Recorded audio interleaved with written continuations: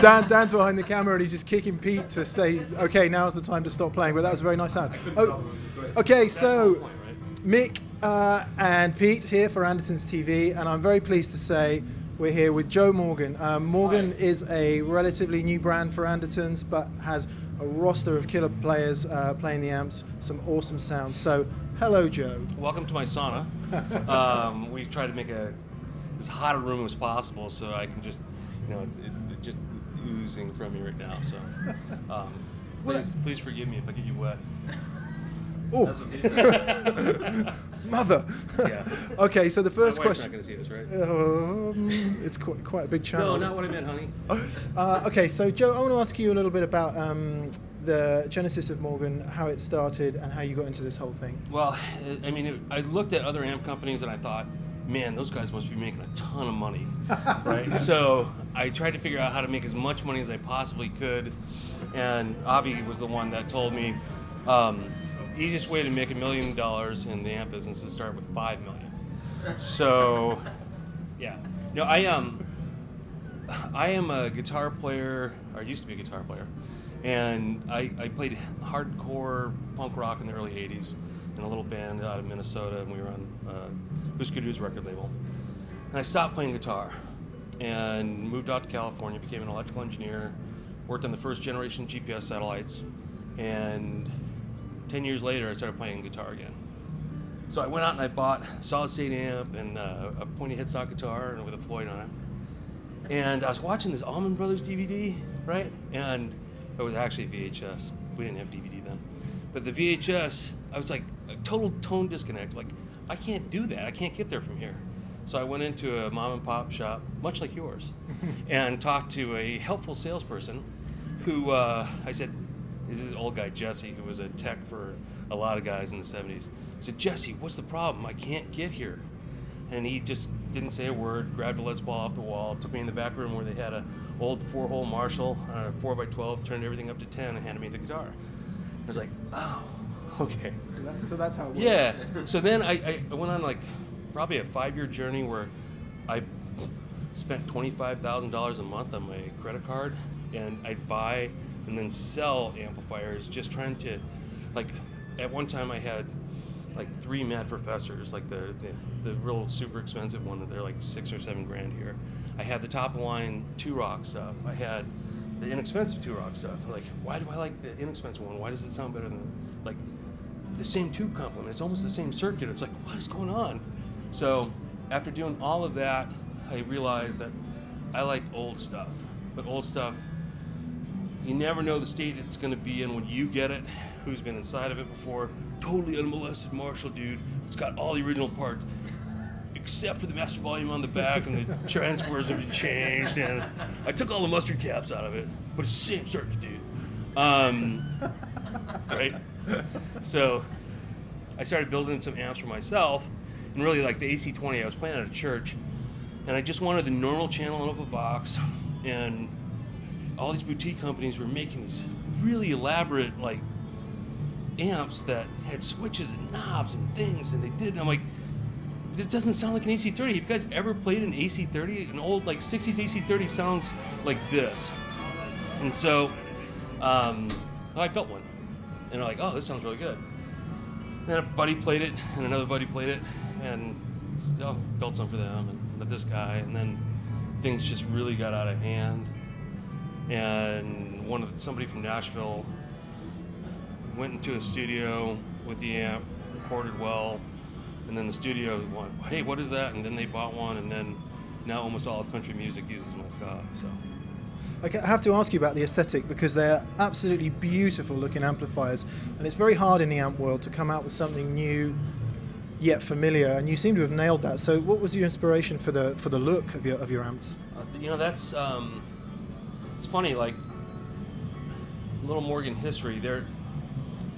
After a few glasses of wine, I'm on the internet, and I'm a huge Vox fan, right? So JMI amps, I'm the original, right? So JMIamps.com hadn't been taken, and so if you go to JMIamps.com, it'll send you to Morgan. So I'm a big because Joe Morgan Industries. Yeah. Yeah, JMI. So I unfortunately somebody still owned the trademark on the 3 slanted rectangles. So I made a logo with 3 slanted ovals. It said JMI on it. Totally different. I'm sure I wasn't going to get into trouble. I wasn't starting an amp company anyway. So I built probably 24 amps under that logo just for fun. The guys, have them, and so they're out there. If you find one, you can own one of the early Morgans. But a buddy of mine said, "You got to rebrand. You're going to get sued. If you're going to start an amp company." I'm like, okay, cool. So he sent me 10 logos, and he goes, "Hey, look at all this." And he sent me this one. He goes, "Oh, and I did this one too, but I really don't like it." I'm like, perfect. The second he sent it to me, I saw it all lit up, and I'm like, but I'm gonna put it on the left-hand side of the amp. And then, I kid you not, probably the first 50 amps I ever sold. Hey, yeah, but could you move the logo to the middle? No. And I wanted something that was vintagey in feel, like old small box Marshalls, and just kind of that. It throws back to that, but it also needed to look updated. And so getting rid of the lip that you see, I don't want to keep going. No, we know what you mean. Yeah, so it's you can go to Mojotone and you can buy amp kits and you can make your own little logos and you can tape them right on the front. It's really cool. I didn't want to be that guy, so I wanted to do something that was different, and so here it is. The thing that made the difference for me is the speaker cabinets. My favorite speaker cabinets were the old fixed baffled, glued in Vox cabs, 2x12s that they made in the 60s. So that's really where these cabs, that's where they came from, that design. Yeah. Right, and to do that just lent itself to getting rid of that lip in the front, not doing like a 3-piece or 4-piece cabinet. As far as the aesthetic goes, like this stuff, this is the Twilight, and then we have Driftwood, which is the new brown covering. It's ballistic nylon that an architect had sent me some similar material years ago. Said, "Hey, can you cover my amp in this?" I'm like, "Yeah, I think so." So we have to use a special glue. There's no backing on this. It's not Tolex. It's a pain in the ass to work with, but it looks cool. It looks really cool. Yeah, so it's durable as well. Yeah, you beat the crap out of it. Yeah, I can imagine. It's like ballistic nylon. It's really, really durable, and it cleans up well. Cool. Yeah. Cool. So that was a great overview. As I said, Morgan's a relatively new brand for Andertons, so it's great to get some insight there. So what can we expect for 2016? What's exciting and new from Morgan, Joe? Well, more of the same. There are, the classic models that I've had out now for a few years that are you'll see them on award shows and TV, Yep. and tons of artists playing them. More of the same, fancy new colors, but this year I'm really working on trying to deliver a less expensive amp to the public that has a bunch of the features that I would want to have. Yeah. Right, and that's the tough part, because when you start making compromises, if it doesn't sound good, I won't build it. You know what I mean? It's just not worth it. You can buy a cheap amp from somebody else, but I want to be able to have an amp where the customer doesn't have to make such a giant leap up to grab the product. But I'll be honest, in like my AC style amps, the difference between me and the giant behemoth that manufactures everything out of China is they pay like $47 for their set of transformers. Yeah. Right? I pay more than $300 than they do for my transformers. Transformers is the heart and soul, and you're taking the sound from your power tubes and you're handing it off to your speakers. And if that component isn't doing its job right, or if you can't hear the difference between, it's like, get the cheaper one. But I just can't compromise that. The difference of that $300 though, after manufacturing costs and then retail overhead, ends up being $715 to the customer. So it's those kind of decisions that are tough for me, because on one side, I want to make them as affordable as possible to the customer, but on the other side, I don't want to build an amp that sucks or that's mediocre, which is even worse. Lukewarm, I spit you from my mouth kind of thing, right? I like Joe. There's your Bible verse for today. I like Joe a lot. And And I see we've got some pedals. Yeah, pedals and a new speaker cabinet. The pedals, the funny part about the pedals, that fuzz, the black one, was a pedal that I built like 6 or 7 years ago. And I was super busy. I don't have a lot of time to like build amps, let alone pedals. So I do runs like 20 and 25. Well, they started showing up on like reverb.com and on eBay for $600. like $30 for the parts in that thing. there's no reason anybody should pay $600 for that fuzz pedal. But it's cool. It's a silicon fuzz. It sounds kind of like a fuzz face, but it's the fuzz for guys that don't like fuzzes, because you're right. Well, it's one of those things where I have a buddy that goes, yeah, I could never get into a fuzz pedal. I go, you have a 100-watt twin. It's like you're running a fuzz pedal into that thing on one. It's not the way a fuzz pedal was designed to work. So what I've done with this one is I've added some clipping diodes to the back end to kind of simulate an amp that's already breaking up. So go ahead and play over. I'm gonna say, if only we had a guitar player here. All right, give me a.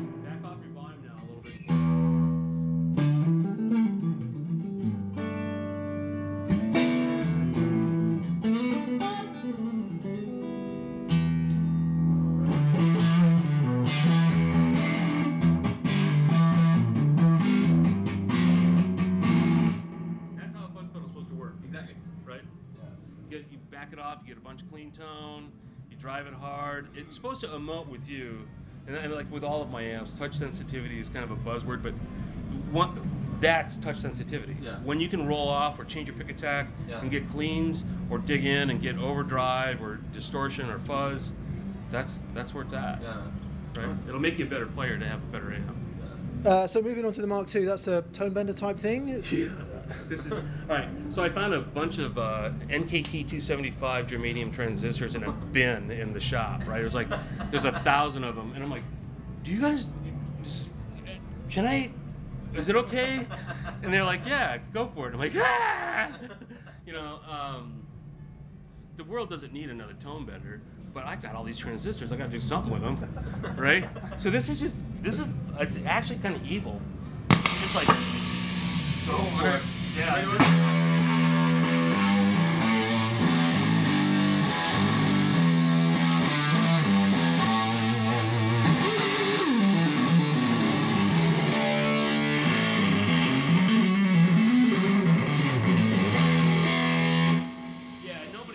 Nobody needs that. I mean, right? It's like whatever.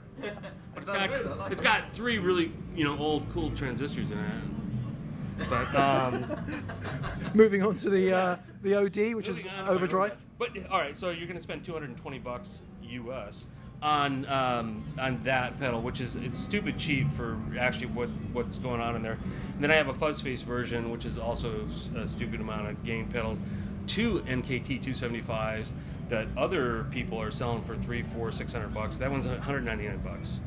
So yeah, it's attainable. And the other cool things, it works on a standard power supply. You don't have to have any kind of funky cable or reverse or you can use it even on the cheapy unregulated. Everyth's kosher. The overdrive is a pedal. I used to make a dual overdrive. That's like it's my take on a discrete component overdrive. That's just it adds a little bit more gain, but it's not a ton. I'm not trying to put an amp pedal in a box, but what I'm trying to do is give you a pedal that will do something to your amplifier that the amplifier will enjoy. Yeah. So go ahead and play a little bit, and I'll turn the pedal on.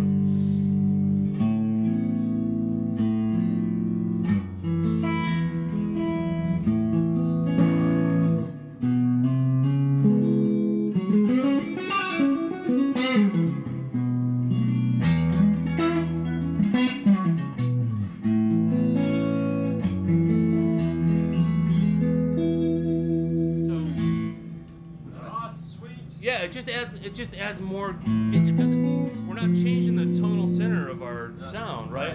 I'm just There's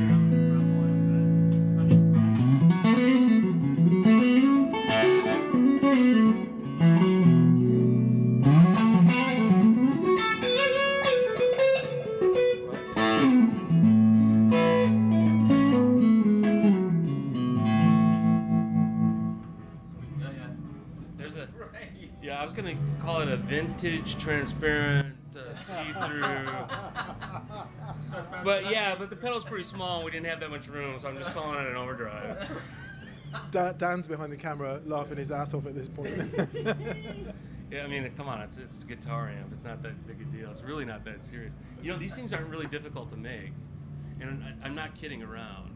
They're really simple devices, right? With all the fairy dust and magic and all the other things that some builders may tell you. For the guys that are paying $100,000 for a Dumble, it's a guitar amplifier. It makes things louder. It's like, seriously. Yeah, I mean, I don't know. That's just, it seems crazy to me. It's a tube. We manipulate the tube with some DC voltage. We make the input signal bigger. We decouple the DC with coupling capacitors. Secret sauce. And then as we move down, it's the quality of that coupling capacitors, the quality when we take it to the output section of that transformer again, will determine the quality of tone that you get out, right? And to make compromises at any stage down the line, you will ultimately end up with your compromised tone. So there you go, kids. That's how to build guitar amps we'll by fix it Joe on the Morgan. back end. Okay, so We'll fix it in finally, post. there's a commode here. We see. Yeah, this is my throne, literally, and I have. All right, so nobody's out. Well, maybe a few guys are touring with 100-watt heads and massive walls of speakers. More and more, everybody's moving to smaller amps. Amps are in the back of the auditorium, and you know, I deal with artists that are playing stadiums, 50,000, 70,000 people, and they're still trying to keep their stage volume to almost nothing, which is crazy. So Dirk Bentley, one of the guys playing for Dirks, he said, "Hey, I really need an ISO cab," and the ISO cabs I've been looking at are ugly. It's like, why do they always put carpet on? It's like, is there any others? It's like, I'm not looking for a kicker for the back of my truck, It's like, whatever. So they're ugly, and then you end up with this dog coffin in the corner of your room that you can't really do anything with. That you spend $1,000 on, and it just sits there unless you're going to do some recording or take it someplace.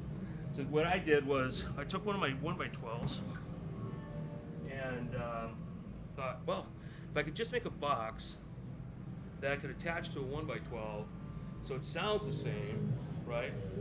But it gave me the ability to knock the noise level down. It's like, okay, it seems pretty simple. One of the problems is if you put a speaker in a box, the air in that box is fixed.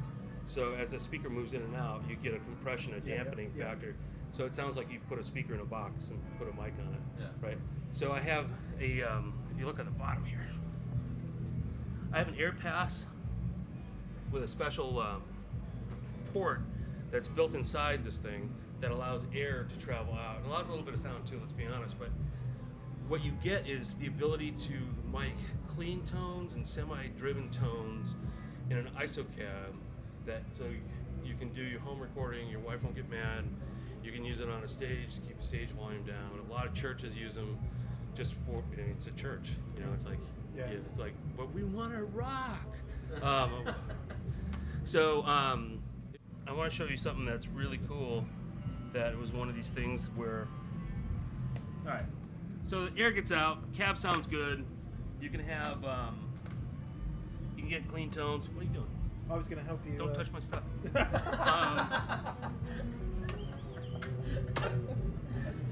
All right. So one of the things that we're doing here is there's a company called Triad Orbits, and they make this bitchin' device, right? It's a 180-degree swivel mic connector, so you can move it to wherever you want it and just quick lock it into place. If you've ever worked with an ISO cab and you had to use just these stupid goosenecks that have no travel at all, trying to get mic placement sucks. So these retail at $50 a piece, and I'm giving you two in the cabinet, right? as part of that. I mean, that's just part of our OEM stuff. Now, here's the real winning thing. Oh, look, it's a 1x12. I could put an amp on it.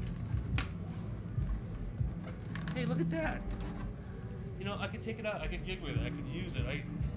I have something that I spent a lot of money on. It's $1,000. Same as competition, but I could actually take this out and do a gig with it. I could take it home and run it and do the ISOCAD thing. This knocks it down. We were at 115 dB. With the unit on, we dropped to 80 dB. Every 10 dB, our ears perceive a halving or doubling of sound, right?